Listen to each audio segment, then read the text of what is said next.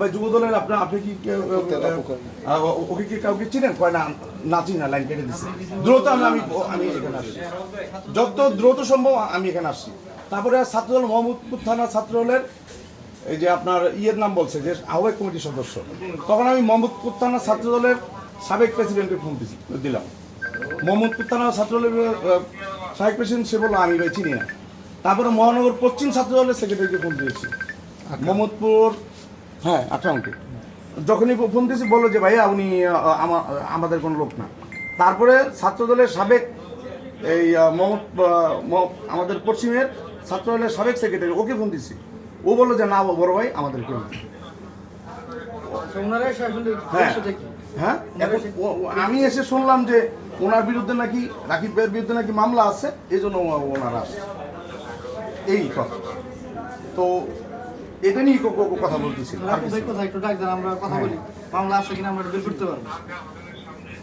ওই রাকিব ভাইয়ের একজন ফোন দেন না, আমি তাও জানি তোমরা প্রায় 10-12 জন আসছিল ভাই। দরজা ধাক্কাতে ঢুকছি না আমি।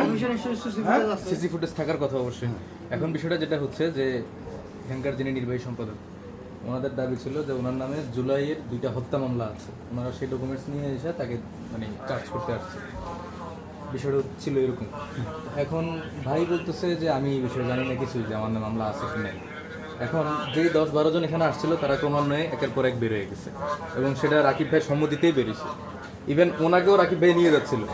এখন সিসি থাকার কথা জানি না। পরে আমরা জিজ্ঞেস করলাম যে ভাই ওনাকে নিয়ে বের করে দিচ্ছেন কেন, আপনাদের আমাদেরকে ডাকছেন আপনারা, সাংবাদিককে আপনারা ডাকলেন যে এখানে এরকম একটা ঘটনা ঘটতেছে, আসার পরে আপনারা আপোষ হয়ে যাচ্ছে, সব বের হয়ে যাচ্ছেন, কাহিনী কি? তখন রাকিব ভাই বললো যে ওরা কারো না কারোর প্ররোচনা এখানে আসছে, তারা স্বীকার করতেছে না, থানায় নিয়ে যাবে। কিন্তু থানা এখানে আসবে, পুলিশ এখানে আসবে প্রয়োজন, আপনি থানায় নিবেন। আমি বলছি যে আমার কাছে